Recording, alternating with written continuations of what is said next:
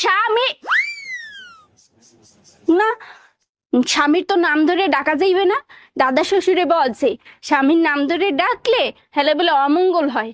তাইলে কি কইয়া ডাকবো, কি কইয়া ডাকবো, কি পাইছি।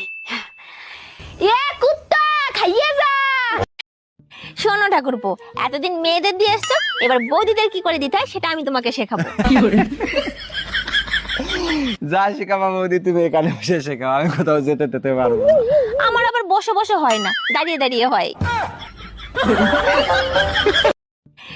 বাড়িয়ে দাও তোমার হাত, আমি আবার তোমার হাত ধরতে চাই।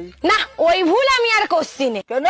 আগের দিন তোমার হাতে হাত দেওয়ার পরে বাড়ি গিয়ে দেখি তুমি আমার সোনার আংটিটা ধাকর দেছো। শুনুন মা, আপনার ছেলেকে বিয়ে করেছি না, আপনার ছেলের কপাল ভালো। আমার বাড়িতে না 1000 ছেলের লাইন পড়তো। আমার তা তো পড়বে, পচা জিনিসের উপর মাছি তো একটু বেশিই পড়ে।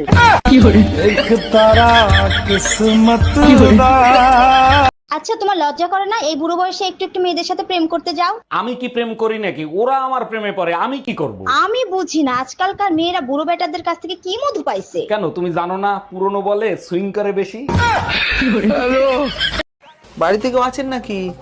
বলুন। বলছি ম্যাডাম, আমি জনগণনা থেকে এসেছি। আপনার নাম কি? অদ্রিকা মল্লিক। আপনি কি বিবাহিত? না। আপনার ছেলে মেয়ে কয়জন? কি তাহলে হদসরা কয় কি বিয়ে না হলে বাচ্চা চাই কোন জায়গাতে? ও মা, তোমার ঝাঁটাটা নিয়ে আসো তো, বিটারে ঝাঁটায় ফোটাবো। এই তোমার ঠোঁটে লিপস্টিকের দাগ আসলো কি করে? আমি তো তোমারে কিস করি নাই। পাশের বাড়ির টুম্পা ভাবি ওয়াইফাই এর পাসওয়ার্ড চাইছিল, পাসওয়ার্ড বলার সাথে সাথে কিস করছে, আমি কি করব? ওয়াইফাই এর পাসওয়ার্ড দিলে কিস কেন করবে? ওয়াইফাই এর পাসওয়ার্ড কি ছিল? কিস মি ভাবি।